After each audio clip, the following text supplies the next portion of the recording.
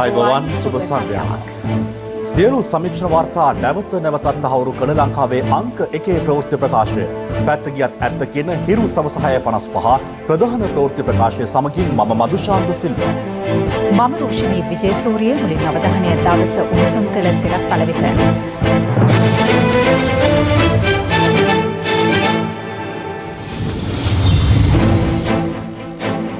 Covid මරණ 50ට ආසන්න වෙයි. බස්නාහිරින් බැහැර යන පුද්ගලයින්ට වැඩ වර්ධී. ප්‍රාදේශීය පොලිස් ස්ථාන වෙත දැනුම් දී තිබෙනවා යම් කිසි කෙනෙක් බස්නාහිර පළාතෙන් පැමිණෙනවා නම් ඔවුන් එම ස්ථානවල නිරෝධායනයට ලක් කරන ලෙසට හුදකලා ප්‍රදේශවල නීති කඩන්නන් සෙවූ ගුවන් මෙහෙයුම.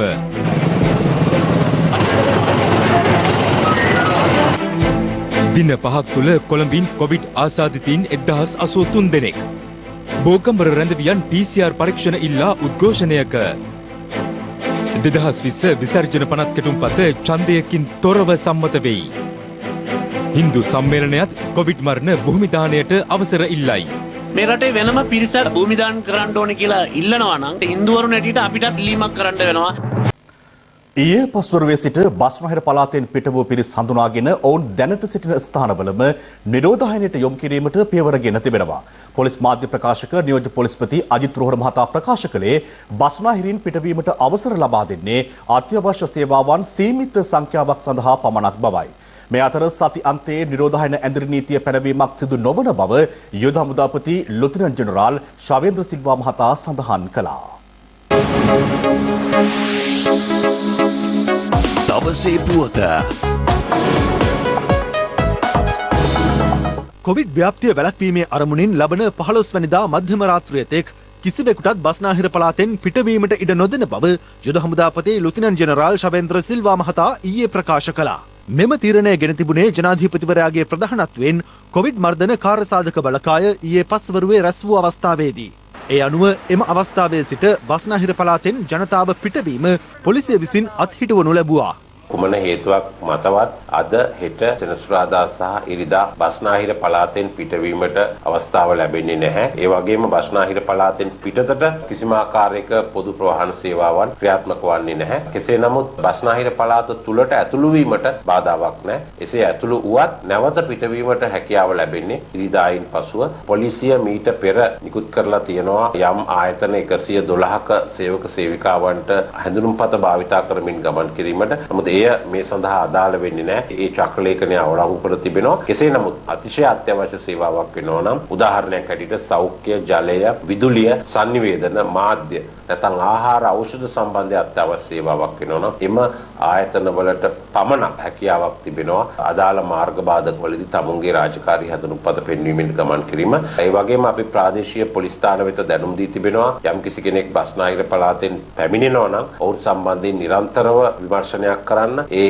නවාතැන්ගෙන සිටින ස්ථාන අධීක්ෂණයට ලක් කරලා ඔවුන් එම ස්ථානවල නිරෝධායනයට ලක් කරන ලෙසට බස්නාහිර පළාතෙන් පිටවීම අත්හිටුවීමත් සමග දකුණු පළාත හා බස්නාහිර පළාත වෙන් කෙරෙන බෙන්තොට පාලම දෙපස අලුත්ගම හා බෙන්තොට පොලිස් ස්ථාන මගින් මාර්ග බාධක යොදා විශේෂ සෝදිසි කිරීම සිදු කෙරුණා.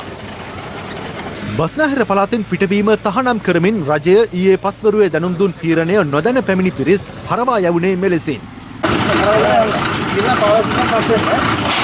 ඉතින් බස්නාහිර පළාතෙන් පිටවීම සම්පූර්ණ තහනම්. දැන් ඊළඟ මාධ්‍යෙන් දැනුවත් කළානේ. ඒකහන්ද මේ 15 වෙනිදා මධ්‍යම රාත්‍රියක මේ පළාතට යන්න මේ පත්‍රය යන්න බෑ. කොහොම හරවගන්න. තාලකම්පිට අපිට විතර අත්‍ය මානසික හේතු මත යවන්න පුළුවන්. නමුත් ඔබතුමාට තේරෙනවා මං කියන එක. ඒකහන්ද මේ බස් එකේ මෙතනට ගෙනියනවා චේන්ජ් කරගන්න පුළුවන් ගැටලුවක් නෑ. බස්නාහිර හා සබරගමුව පළාත් මායිම් පිහිටි අබිස්සාබේල පොලිස් මාර්ග බාධකයේද වාහන හා පුද්ගලයන් දැඩි පරීක්ෂාවකට ලක් කෙරුණා. ඒ හේතුවෙන් දැඩි රථ වාහන තදබදයක් දක්නට ලැබුණේ මෙලෙසින්.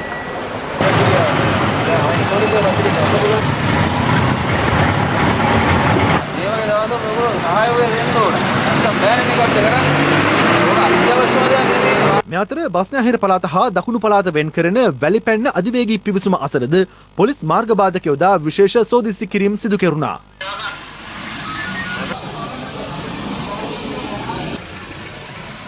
වෙනදා මෙන්ම දකුණු පළාතේ සිට බස්නාහිර පළාතට දුම්රිය දහවනය කෙරුණත් අද සැලකිය යුතු මගින් පිරිස් දුම්රියේ සිටියේ නැහැ.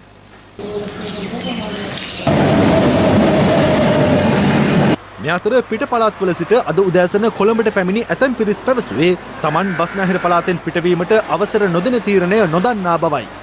බස් නෑ යන්න.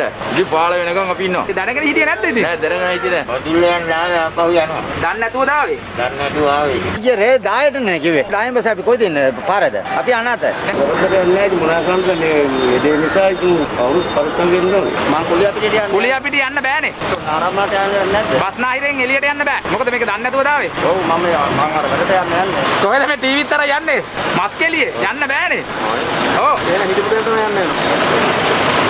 අපරාධනේ. ඔව් මැරලා යනවා. මිනිස්සු දන්නේ මේ කතන්දරේ. ඒ රෑනේ මේ කතන්දරේ දැම්මේ. ඔව්. ගජ්ජිගේ කැම්පේන් වලට යන්න ඕනේ. මේ බස් නෑ යන්න මෙහෙ. අද රිපෝට් කරන්න වේග. ඒ බෙබට ගියා අද ආවදී මම ලක්ෂණ ගහන ගියාට නාවදී. බස්නාහිර පළාත සම්බන්ධයෙන් සංචාරන සීමා පැනීමත් සමගම එය නොදැනුවත්ව අද දිනේ වන විට බස්නාහිර පළාතට පුද්ගලයන් සම්බන්ධයෙන් යම් සහනයක් තියන අපේ පිට යාමන මම ක්‍රමවේදයක් තියෙනවද? අපි ඒ ගැන දැනට සලකා බලාගෙන යනවා. නමුත් දැනට තියෙන තත්ත්වය අනුව ඔවුන් මේ ප්‍රදේශයේ රැඳී සිටින්න අවශ්‍යයි. අපි දන්නේ බස්නාහිර පළාතට ඇවිල්ලා ඒ අය කවුරු සමග මිශ්‍ර වුණාද, කුමන ස්ථානවලට ගියාද, ආසාදිතයෝ ඉන්න ප්‍රදේශවලට ගියාද කියලා. ඒ නිසා විශේෂයෙන්ම මේ දින කිහිපය තුළ ඔවුන් රැඳී සිටීම අවශ්‍ය වෙනවා. මේ අතර පෙරේදා මධ්‍යම රාත්‍රියේ සිට බස් ගාස්තුව ළංගම හා පෞද්ගලික යන අංශ දෙකේම වැඩි කිරීම ක්‍රියාත්මක කර තිබුණද ප්‍රවාහන සෞඛ්‍ය මාර්ගෝපදේශන මාලාව ක්‍රියාත්මක වන අයුරු දක්නට ලැබුණේ නැහැ. දැන් ඔය අත්හොදන දියර හැම තියෙනවද? අපිට තාම හම්බුනේ නැහැ. අත්හොදන දියර හැම තාම ලැබුණේ නැහැ. නෑ. අතුල්ලන්නේ සත්‍ය බලලා දියර මෙයා කරලා ඊට පස්සේ ඉතින් ඊට පස්සේ නම් මොකුත් නැහැ බෙල්ලෙන්න. ඔබ අත්හොදන දියර හැම තියෙනවද? දැන් තමයි ආයෙ මට දැන් තමයි ගන්න ඕන. කනවල් වාලන්. දැන් ජනතාව කී දෙනෙක් දාගන්න සීට් එකේ දෙන්නද කොහමද? දෙන්නෙකුත් නෑ. දෙන්නයි බස් එකටම ඉන්නේ. හුදකලා කර තිබෙන කොළඹ දිස්ත්‍රික්කයේ මහල් නිවාස සංකීර්ණයක ජනතාව තමන්ට කිසිදු පහසුකමක් නොලැබුණු බවට චෝදනා කරමින් විරෝධතාවක නිරත වන ආකාරය දැක්වෙන වීඩියෝවක් සමාජ මාධ්‍යයේ සංසරණය වනවා.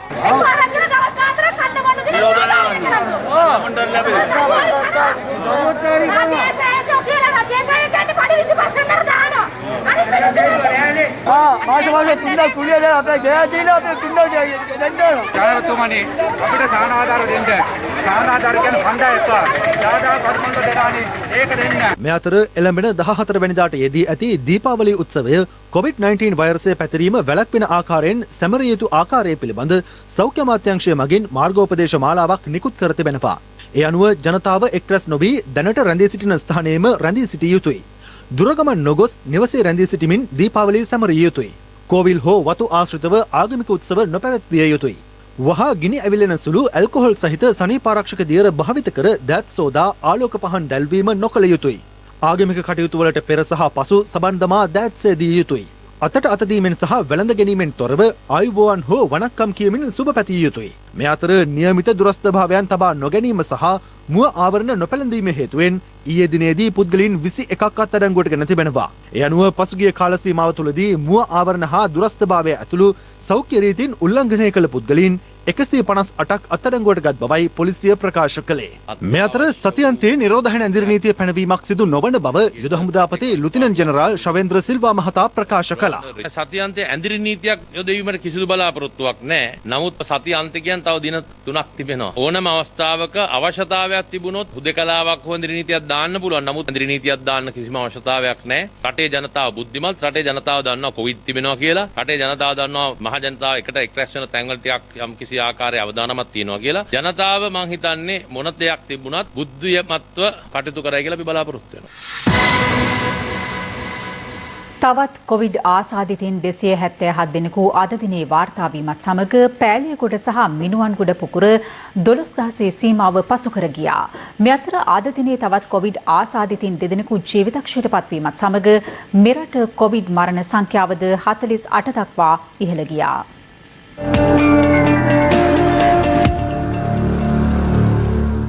කොවිඩ් ආසාදිතව අද මියගොස් ඇත්තේ කොළඹ 12 ප්‍රදේශයේ පදිංචි 54 හැවිරිදි පුද්ගලයෙකු සහ මීගොඩ ප්‍රදේශයේ පදිංචිව සිටි 45 හැවිරිදි පුද්ගලයෙක්. ඔවුන් දෙදෙනා මුල්ලේරියාව රෝහලේ ප්‍රතිකාර ලබමින් සිටියේදී මියගොස් ඇති අතර දේහයන් පිළිබඳ අවසන් කටයුතු නිරෝධායන නීතිය අනුව කොළොන්නාව පොදු සුසාන භූමියේදී සිදු කෙරුණා.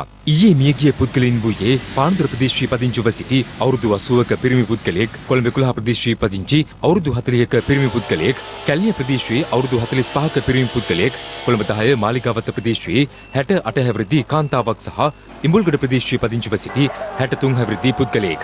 යනුව කොවිඩ් දෙවන රැල්ල ව්‍යාප්තිය ආරම්භී ගත වූ මාසකුත් සතියක කාලයක් තුළ වාර්තා වූ කොවිඩ් මරණ සංඛ්‍යාව 33ක්. ඉන් ඊයේ දිනයේද ඇතුළුව දින 3කදී දිනකට කොවිඩ් මරණ 5 බැගින් වාර්තා වී තිබුණා.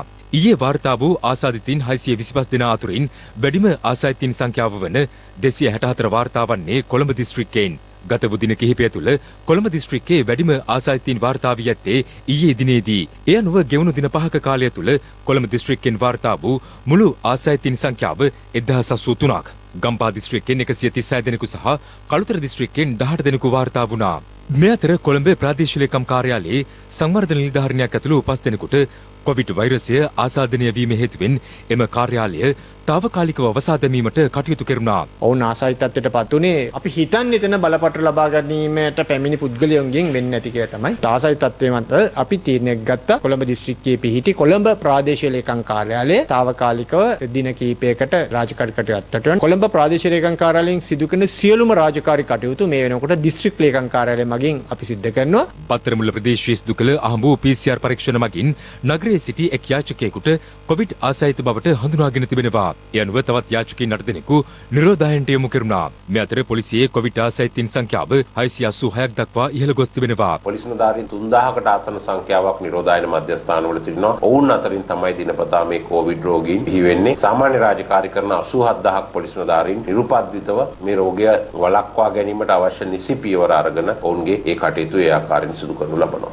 විදේශගත ශ්‍රී ලාංකිකයින් 98 දෙනෙකුද කොවිඩ් වසංගතයෙන් මිය ගොස් ඇති බව විදේශ අමාත්‍යාංශයේ කොවිඩ් ඒකකයේ අධ්‍යක්ෂ ජෙනරාල් කන්දීපන් බාලා මහතා ප්‍රකාශ කළා.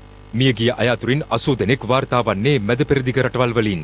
හලාවත වැවිලි සමාගමට අයත් ප්‍රධාන කාර්යාලයේ ආරක්ෂක නිලධාරියෙකුට කොවිඩ් වෛරසය ආසාදිත බවට තහවුරු වීම හේතුවෙන් එම කාර්යාලය අද සහ හෙට වසා දැමීමටත් සේවා අවශ්‍යතා සඳහා පසුගිය 10 වනදා පැමිණි පිරිස් සහ සේවකින් ස්වයං නිරෝධායනය සඳහා යොමු කර තිබෙනවා. නිරෝධායන නීති අනුගමනය කරමින් විවාහ මංගලෝත්සව සංවිධානය කරන්නේද යන්න පිළිබඳ සොයා බැලීමට හික්කඩුව ප්‍රදේශයේ උත්සව ශාලාවකට මහජන සෞඛ්‍ය පරීක්ෂකවරුන් පැමිණ නිරීක්ෂණය කළේ මේ ආකාරයෙන්. අහුම්ගල්ල වෙරළේ මාදල් එලීමෙන් අද විශාල මාළු තොගයක් හසු වී ඇති අතර ඒවා මිලදී ගැනීමට නිරෝධායන නීති සහ සෞඛ්‍ය ආරක්ෂිත ක්‍රම අනුගමනය නොකරමින් ජනතාව රැස්ව සිටියේ මෙලෙසින්. පහුගිය කාලය පුරා පිටකොටුවේ මාස් නැතුව හැමතැනම හිටියා. බස්වල එහෙම හිටියා. ඔබේ මුඛාවරණයේ තිබුණේ නිකටේ හරි බෙල්ලේ හරි. ඔබ අත්හේදුවේ නැහැ. පහුගිය කාලේ ප්‍රිය සම්භාෂණ සාද අපි දැක්කා. අපි හැම වෙලෙයිම ඔබට අවවාද කරා මේවා කරනකොට කොවිඩ් පැතිරෙන්න පුළුවන් කියලා. නමුත් දැන් ඒක වෙලා ඉවරයි. තවදුරටත් පරිස්සම් වෙන්න ඕන නම් ලක්ෂ ගාණින් රෝගීන් මැරුණු දසදහස් ගාණින් රෝගීන් මිය ගිය බොහෝ රටවල් පැතිරීම පාලනය කරගෙන තියෙනවා. කරන්දෙනිය උර්ගස්මන් හන්දිය ප්‍රදේශයේ පසුගිය දිනවල සිදු කළ PCR පරීක්ෂණ වලින් 7 දෙනෙකු කොවිඩ් ආසාදිතින් බවට තහවුරු වී තිබෙනවා. ඔවුන් අතරින් 5 දෙනෙකුම එකම පවුලේ සමාජිකින් බවත් වාර්තා වුණා. පාදුක්ක ප්‍රාදේශීය ලේකම් කාර්යාලයේ නිලධාරියෙකුටද කොවිඩ් ආසාදිත බවට තහවුරු වීමත් සමග ආශ්‍රිතයින් නිරෝධායනට යොමු කෙරුණා.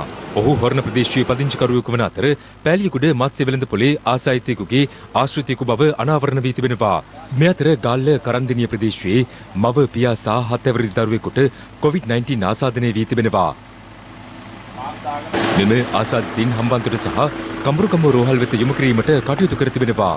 මේ අතර කොවිඩ් වසංගතයෙන් ආරක්ෂා වීමට සෞඛ්‍ය අංශ කෙරෙහි විශ්වාසය තබන්නයි ශ්‍රී ලංකා වෛද්‍ය සංගමය ජනතාවගෙන් ඉල්ලීමක් කරනවා. වෛරසයක් කුමාරිය ඇල්ලීමෙන් විනාශ කරන්න බෑ. කිසියම් විද්‍යාත්මක සාධකයක් මේ දක්වා ඇති වෙලා නැහැ. දැන් කෙනෙකුට අහන්න පුළුවන් අපිට දැන් රෝග ලක්ෂණ ඇති වෙනවනේ. රෝග ලක්ෂණ ඇති වුනහම ඒවා ටික අපිට මේකෙන් අඩු කරගන්න බැරිද? දැන් රෝග ලක්ෂණ ඇති වෙන්නේ කොයි වෙලේද? නාසයට ඇතුළු වුනහම ගුණණය වෙන්න ගන්නවා. ඒ වෙලේ තමයි රෝගය බෝ කරන්න වැඩිපුරම ඉඩ තියෙන්නේ. ඊට පස්සේ මේක ශ්වසන පද්ධතියට ගියාට පස්සේ රෝග ලක්ෂණ එන්න පටන් ගන්නවා. උගුරේ අමාරුව සහ කැස්සේ වගේ දේවල්. හැබැයි රෝග ලක්ෂණ එන්න පටන් ගන්නකොට අපි රෝගේ බෝ කරන්න පටන් ගන්න ඉවරයි. මේ වසංගතේ පාලනයේදී කළ යුතු වැදගත්ම දේ තමයි වහාම වෛද්‍ය උපදෙස් ලබා දීම. මේ වෙලාවේ ඉතාමත්ම වැදගත් වෙනවා අපි මේ බොරු විශ්වාස වලින් ඈත් වෙලා ඇති සැටියෙන් දැනගෙන ඒ වෙනුවෙන් යොමු වීම. සමහර අය කිව්වා බ්ලීචින් පවුඩර් බිව්වොත් ඔන්න ඕක හරියයි කියලා. සමහර අය කිව්වා සුදු ලුණු කෑවොත් ඔන්න හරියනවා කියලා. මේක ඒ කිසිම දෙයකට අහන්නේ සෞඛ්‍ය ශාස්ත්‍රය ගැන විශ්වාසය තැබීම අවශ්‍යයි. සමාජයක් විදියට රටක් විදියට හැමෝම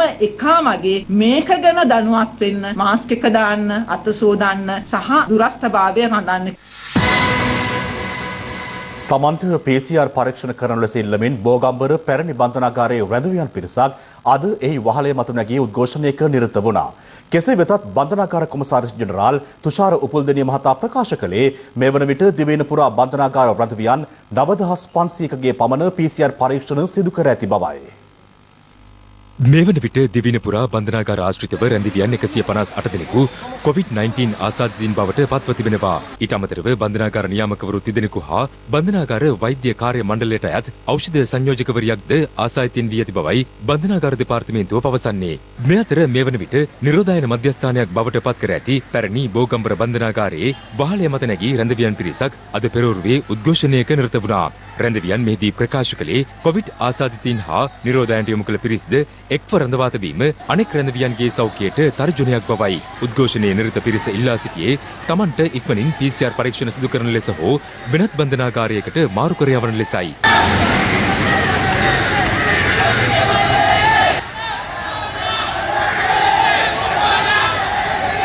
රැඳවියන්ගේ උද්ඝෝෂණය ආරම්භීමත් සමග පොලිසිය වහා පැරණි බෝගම්බර බන්ධනාගාරයට රැකවල් යෙදීමට කටයුතු කළා.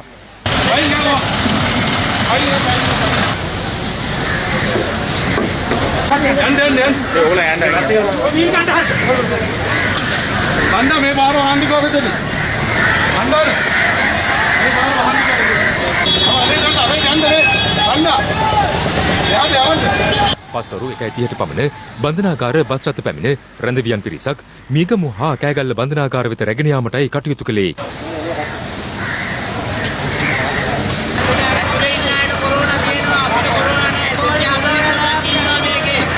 මේ පිළිබඳව අද පැවති ප්‍රවෘත්ති සාකච්ඡාවකදී බන්ධනාගාර කොමසාරිස් ජෙනරාල්වරයා මෙලෙස අදහස් පළ කළා. බෝගම්බර බන්ධනාගාරයේ PCR පරීක්ෂණ සිදු කිරීමට මහජන සෞඛ්‍ය පරීක්ෂක මහතා ගොස් තිබියදී ඒගොල්ලෝ නිරෝධායන මධ්‍යස්ථානයේ නීති රීති වලට අනුගත වෙන්නේ නැතුව කොළඹ ස්ථාන වලට මාරු වීමට අවශ්‍ය බව පවසමින් වහලෙට නැගලා තියෙනවා. විශේෂයෙන් මෙම රැඳවියන් කොළඹ ආශ්‍රිත ප්‍රදේශවල මත්ද්‍රව්‍ය භාවිතා කරන රැඳවියන් ඔවුන්ගේ ඉල්ලීම් වලට ඉඩ දෙන්න බෑ. මොකද මේක නිරෝධායන මධ්‍යස්ථානයක්. සෞඛ්‍ය අංශවල උපදෙස් නොතකා අපිට ඒගොල්ලෝ කොළඹ ප්‍රදේශයට රැගෙන ඒමට හැකියාවක් නැහැ. බන්ධනාගාර දේපල වලට අලාභහානියක් කරලා තියෙනවා නම් අපි ඒ සම්බන්ධව නීතිමය පියවර අරගන්නවා. මේ වගේ කාර්යයන් කිරීමෙන් වෙන්නේ නිරෝධායන කාලය තවදුරටත් දික් කිරීමට සිදු වෙන එක පමණයි. කොවිඩ් ව්‍යාප්තිය පාලනය කිරීමේ අරමුණින් හුදකලා කර ඇති ප්‍රදේශවල නිරෝධායන නීති කඩ කරන පුද්ගලයන් හඳුනාගෙන අත්අඩංගුවට ගැනීමේ ගුවන් මෙහෙයුමක් අද ආරම්භ වුණා. ශ්‍රී ලංකා ගුවන් හමුදාවේ සහ පොලිස් විශේෂ කාර්ය බළකායේ සහාය ඇතිව දියත් කළ මෙම මෙහෙයුමේදී නීති කඩන පිරිස් අත්අඩංගුවට ගැනීමටත් හැකි වුණා. කොවිඩ් ව්‍යාප්තිය පාලනය කිරීමේ අරමුණින් දිවයිනේ පොලිස් වසම් 27ක් සහ ග්‍රාම සේවා වසම් 5ක් මේ වන විටත් හුදකලා කර තිබෙනවා. නිරෝධායන නීතියෙන්ට අනුව එම හුදකලා ප්‍රදේශවල ජනතාවට සිය නිවස් වලින් බැහැරට පැමිණීමට හෝ හැකියාවක් නැහැ. කෙසේ වෙතත් නිරන්තරයෙන් පොලිසියට තොරතුරු වාර්තා වන්නේ එම හුදකලා කර ඇති ප්‍රදේශවල ජනතාව නිරෝධායන නීති කඩ කරමින් අනාරක්ෂිත ලෙස හැසිරෙන බවටයි. එලෙස හැසිරෙන ජනතාව හඳුනා ගැනීම සඳහා ශ්‍රී ලංකා පොලිසිය ගුවන් හමුදාව සහ පොලිස් විශේෂ කාර්ය බළකාය සමග එක්ව අද ගුවන් මෙහෙයුමක් ආරම්භ කළා. අපි දැන් කොළඹ සිටි එකේ ඇතුළු ඒරියාවලට මේ වෙල්ලම්පිටිය ගම කොළඹ සිටි එකේ ඇතුළු ඒරියාස් ටික. අද මේ මූද ලයින් එක තමයි තියෙන ඇවිල්ලා මේ පැත්තේ. ඒක සර් මේ මැප් එකේ අපි ප්ලොට් කරලා ඒකේ සීක්වන්ස් එකට ෆ්ලයි කරමු. හරි. යන්නේ සර්ලා දෙමා ගන්න. ඔව් මේ දෙන්නා දෙනවා. ෆ්ලයි කරනවා. ඒ ෆ්ලයි කරනවා. එම මෙහෙයුමට හිරු ප්‍රවෘත්ති කණ්ඩායමත් එක් වුණා. ගුවන් හමුදාවට අයත් බෙල් 212 වර්ගයේ හෙලිකොප්ටර් යානයක් පස්වරු 3:40ට පමණ කොළඹ වරායාසන්නයේ පිහිටි හෙලිකොප්ටර් අංගණයෙන් ගුවන්ගත වුණේ කොළඹ දිස්ත්‍රික්කයේ හුදකලා කර ඇති ප්‍රදේශ වෙතයි.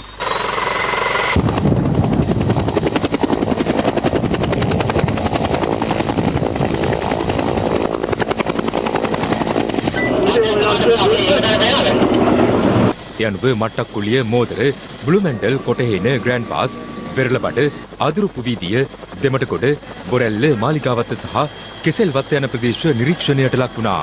මේ අතරතුර මෝදර පොලිස් ස්ථානය අසල තවත් මෙහෙයුමක් ක්‍රියාත්මක වුණේ නිරෝධායන නීති කඩ කරන පුද්ගලයන් අත්අඩංගුවට ගැනීම සඳහායි. පළවෙනි එක මේ ස්ටීපුයි අනිත් බයික් එක සේරම යද්දී ඩිටෙක්ට් කරද්දී බලන්න ඒගොල්ලෝ මාක්ස් දාලාද නැද්ද කියලා නැත්නම් ඩිස්ටන්ස් එක තියාගෙන ඉඳලා පොලිසියට ගෙනල්ලා ඉදිරිපත් කරනවා. මොකද නැත්නම් මේකෙදි මෙතන ආපු එක්කෙනෙකුට හරි ඉවරලා මේ කොවිඩ් පොසිටිව් එකක් තියෙන එක්කෙනෙක්ගෙන් හැදුනොත් මේ මුළු සේරම තමයි නිරෝධායන කරන්නේ.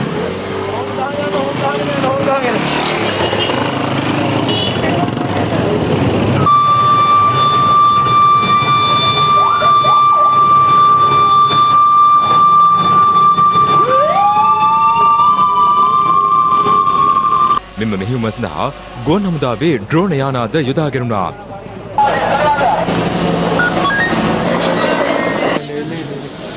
හුදකලා කර ඇති ප්‍රදේශවල ජනතාව නිරෝධන නීති කඩ කරමින් හැසිරෙන ආකාරය ගුවනට නිරීක්ෂණය වුණේ මේ ආකාරයෙන්.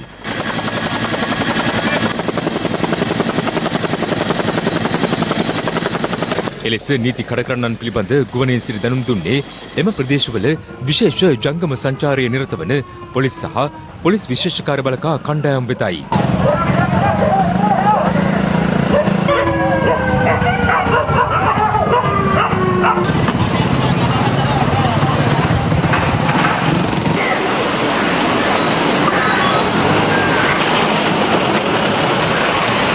යනුව ඔවුන් අදාළ නීති කඩ කරන පුද්ගලයන් අත්අඩංගුවට ගැනීමට කටයුතු කළා.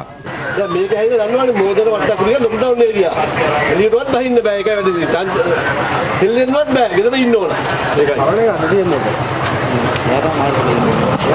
අද පසුරුවේ පැයකට ආසන්න කාලයක් ක්‍රියාත්මක කරනු මෙම මෙහෙයුමේදී අත්අඩංගුවටගත් සංඛ්‍යාව 15ක් බවයි පොලිසිය පැවසුවේ.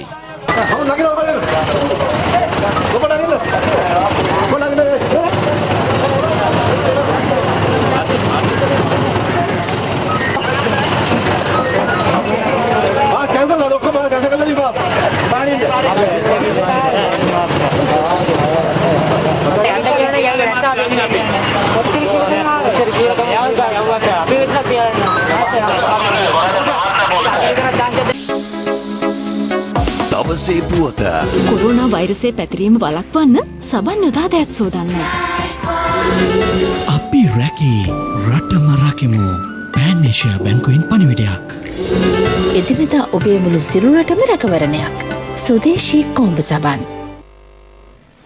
මේ වසරේ වියදම් පියවීම සඳහා රජය ඉදිරිපත් කළ විසර්ජන පනත් කෙටුම්පත ඡන්ද විමසීමකින් තොරව සංශෝධන සහිතව අද පාර්ලිමේන්තුවේදී සම්මත වුණා. ඒ පිළිබඳ විවාදයට එක්වමින් අග්‍රාමාත්‍ය මහින්ද රාජපක්ෂ මහතා සඳහන් කළේ COVID-19 වසංගතය පාලනයට රජය මේ දක්වා රුපියල් බිලියන 70,000ක පමණ මුදලක් වියදම් කර ඇති බවයි. පසුගියදා පාර්ලිමේන්තුවට ඉදිරිපත් කෙරුණු 2020 විසර්ජන පනත් කෙටුම්පතේ සඳහන් ණය ගැනීමේ සීමාව රුපියල් බිලියන 180කින් වැඩි කිරීම සඳහා අද යෝජනා කෙරෙනු අතර ප්‍රතිපාදන අවශ්‍යතාවය මත පනත් කෙටුම්පතේ වියදම් කිහිපයක්ද සංශෝධනය කර තිබෙනවා. ඒ අනුව ඖෂධ මිලදී ගැනීම සම්බන්ධ නොගෙවූ බිල්පත් පියවීමට රුපියල් මිලියන 20000ක් සහ සෞඛ්‍ය සේවා පහසුකම් වැඩි කිරීම සඳහා වෙන් කර ඇති මුදල රුපියල් මිලියන 3000ක්. කොවිඩ් ව්‍යාප්තියෙන් බලපෑමට සහ නිරෝධායනයට ලක්වන පවුල් වෙත සහන සැලසීමට රුපියල් මිලියන 10,000ක මුදලක් සහ ජ්‍යෙෂ්ඨ පුරවැසි බැංකු තැන්පතු සඳහා ගෙවිය යුතු පොලිස් සහනාධාර සඳහා රුපියල් මිලියන 60,000ක මුදලක් අවශ්‍ය බව එම සංශෝධනය ඇතුළත්. මීට අමතරව ශ්‍රී ලංකන් ගුවන් සමාගම සඳහා ප්‍රාග්ධන යෙදවීමට රුපියල් මිලියන 30,000ක ප්‍රතිපාදන අවශ්‍යතාවයක් දක්වා තිබෙනවා. ඇති රජය 2020 වර්ෂය සඳහා විසර්ජන පනත් ඉදිරිපත් කර තිබුණේ නැහැ. පසුගිය වසරවල අයවැය පරතරය පියවීමේදී දක්නට ලැබූ ප්‍රධාන ලක්ෂණයක් වී තිබුණේ රජය විසින් කර ඇති වියදම් සඳහා වසර ගණනාවක් තුළ සැපයුම්කරුවන් හා ප්‍රතිලාභීන්ට එම මුදල් නොගෙවා තිබීමයි. මේ නිසා 2019 වර්ෂයේදී වාර්තා කර ඇති අයවැය හිඟේද සැබෑ රාජ්‍ය මූල්‍ය තත්ත්වය වසන් කිරීමක් වෙනවා. මෙය පසුගිය රජයේ රාජ්‍ය මූල්‍ය කළමනාකරණයේදී සිදු කළ ප්‍රධාන වගකීම් පැහැරීමක්. කරුකථානායකතුමනි කොරෝනා වෛරසය කළමනාකරණයට විශාල ප්‍රයත්නයක් දරා තිබෙනවා. කෙසේ වුවත් රෝගීන් හඳුනා ගැනීම, නිරෝධායන, නියම පරීක්ෂණ හා ආශ්‍රිත සුබසාධන කටයුතු සඳහා මේ වෙන විට රජය වියදම් කර ඇති මුදල් ප්‍රමාණය දැනට රුපියල් මිලියන 70,000ක් පමණ වෙනවා. මේ 2020 සිට වාර්ෂිකව ගෙවීමට ඇති විදේශ ණය සේවා ප්‍රමාණය ඩොලර් මිලියන 4,200ක් පමණ වෙනවා. මේ රජය 2020 සඳහා ගෙවීමට තිබූ විදේශ ණය ඇතුළු සියලු ණය ගෙවූ බවද එම කරු සභාවට වාර්තා කරන්නේ ඉමහත් සතුටකිනි. ග්‍රාමාත්‍යතුමා අද මෙතෙන්ට ඇවිලා කියවන මේ අයවැය කතාව ඇත්ත වශයෙන්ම රජය දැන් දරාපු වියදම් අද විසර්ජන පනතකින් මෙහි ඉදිරිපත් කරලා මේක සම්මත කරන්න කියලා අපෙන් ඉල්ලනවා. මේ ආණ්ඩුවට බැරි වෙලා තියෙනවා මේක කලින් ඇවිල්ලා අනුමත කරගන්න. මේ ඔක්කොම ඉතින් කොරෝනා සලුව පසුපස වසාගෙන හැංගෙන්න බෑ. හැම එකක්ම අපිට කොවිඩ් නිසා කියලා කියන්නට බෑ. පසුගිය අවුරුදු 5 තුලදී සිදු වෙලා තිබෙන වැරදි තීරණ නිසා අපිට මේ ප්‍රශ්නයක් මතුවලා තියෙන බව මතක් කරගන්නට අවශ්‍යයි. මම කැමතියි ගරු නිවාඩ් කබ්‍රාල මැතිතුමනි ඔබතුමාගේ කතාවට මාටින් ලූතර් කිං මැතිතුමාගේ ප්‍රකාශයකින් පිළිතුරු දෙන්න.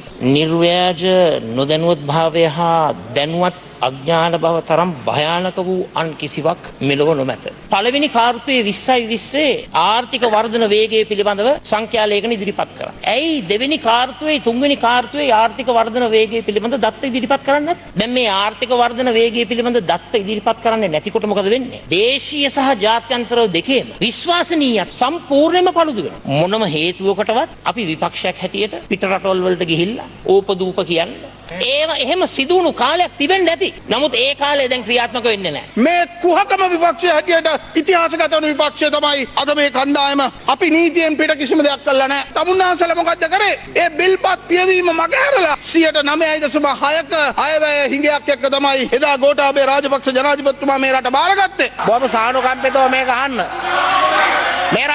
මේ රටේ ආරක්ෂාව පිළිබඳව ඉන්න එක කණ්ඩායමක් තමයි මේ රටේ පොලිසිය. පොලිස් මාධ්‍ය ප්‍රකාශකවරයා ඇතුළු ලොකු කතා කියනවා. හැබැයි පොලිසිය පොඩ්ඩන්ට දීලා තියෙන කිසිම සහනයක් නැහැ. රිෂාඩ් බදුර්දීන් මහතුමාගේ සහෝදරයා ගැන සහ එතුමා ගැන පරීක්ෂණ පවත්වපු පොලිස් නිලධාරීන් 19 දෙනෙක් මේ වෙනකොට වහාම ක්‍රියාත්මක වෙන පරිදි මාරු කරලා හැරලා කියලා නම් මේ අවස්ථාවේදී අපිට ආරංචි වෙනවා. එහෙම කිසිම නිලධාරියෙක් මාරු කරලා නැහැ. කරුණාකරලා වගකීමකින් කතා කරන්න. යතුරු දෙන්න මොකද්ද තමුන්නාස්? මම ඔබතුමාට වගකීමකින් අද උදේ මේ පරීක්ෂණය පිළිබඳව අපිත් බැලුවා. අපිත් කතා කරා. ඔබට වැඩි අපට ඒ උනන්දුව තියෙනවා. රිෂාඩ්ගෙන් ඔයාලා වගේ අපි කාලා නැහැ. නිකම් බොරුවල පාර්ලිමේන්තුව නොමග අපේ සෞඛ්‍ය ඇමතුමිය දැන් ගිහිල්ලා කලාත අරනවා. දැන් ඊළඟ පස්සේ ඔය ණයා ගේන්නේ කළුගඟෙන් වෙන්න ඇති. කළුගඟට මුට්ටි අතෑරියේ. මන්ත්‍රකාරයෝ ගෙනල්ලා මේ පාර්ලිමේන්තුවේ හැම ගේට්ටුවකම මන්ත්‍ර කියපු ජප කරපු නායකයා කවුද? ඕගොල්ලන්ගේ මහේකාගේ මහේකා. චුක් නැතකි ලැජ්ජ නැද්ද මේ මහා උත්තරීතර පාර්ලිමේන්තුවේ හැම පුටුවක උරුතල් ගන්න. නිකන් වීදුරු ගෙවල් වල ඉඳන් ගල් ගහන්න එපා මහත්තයෝ. මේ ආණ්ඩුව ඵලයටපත් වෙලා අවුරුද්දක් වෙනවා කරපු එක වැඩක්වත් අද කතාවේ කිව්වෙට. කොවිඩ් ආපු හැම රටක්ම අප්‍රේල් මැයි වෙනකොට නීති ටික හැදුවා. අපි මාස 9ක් ගියා නීති හදන්න. ස්තුතියි ඔබතුමාට. ජනතාවට අපහාස නොකර මැතිවරණය දුන්න පොරොන්දු කොයි මැතිවරණ පොරොන්දුවද ඉෂ්ට කරලා තියෙන්නේ? මට එකක් කියන්න. මේ වසංගතේ වැළඳිච්ච රටවල් එක සංසන්දනය කරන්න තමුන්නාන්සලා. ඇමරිකාවේ මරණ ප්‍රතිශතය ගන්න 2.5යි. අපේ 0.5 කීයද? ඒ නිසා මම කියන්නේ නෑ මේක හොඳයි කියලා. හැබැයි මම ඔබට කියනවා අනෙක් රටවල් එක්ක සංසන්දනය කරාට පස්සේ ගෝඨාභය මහත්තයා අසමත් නෑ සමත්. මට මේ දැනගන්න ඔබතුමා පොඩි ප්‍රශ්නයක් තියෙනවා. නෑ නෑ එමෙතුමා ඔබතුමාගේ විෂය ගැන ප්‍රශ්න. එමෙතුමා මට අපේ නිසා මම ඔබතුමාට කියන්නේ මගේ දැනුවත් කිරීමක් කරන්නේ. ටකල් කියන. මේ මම කැකිරාවේ ගියා මේ මාස 3කට විතර ඉස්සෙල්ලා. ගියාම ගොවි මහත්තයෙක් ගලවගෙන ඇවිල්ලා මේ නෝටිස් එක මට දුන්නා. මින් ඉදිරියට සහනදාර මත ලබා දෙන රසායනික පොහොර ලබා දීම සම්පූර්ණයෙන්ම නැවැත්විය යුතු බව දන්වා ඇත. ඔකට විරුද්ධද? මාෂල් මහත්තයා යුද්ධයට දක්ෂයි. පොඩ ඉඳ ගන්නකෝ මේ හමුදාපතිතුමා ඉඳ ගන්නකෝ. හිමීට ඉඳ ගන්න මොලේ තලා ගන්න නැතුව. හිමීට ඉඳ ගන්න. මේ රසායනික පොහොර අපිට භාවිතාව නිසා ඔබතුමා දන්නවා වෙන හානිය මොකක්ද කියලා. ඒ නිසා ඔබතුමාලගේ ආණ්ඩුව කාලේ වගේ නෙමෙයි හොර පොහොර ගෙනෙල්ල අපි බෙදන්නේ නැහැ.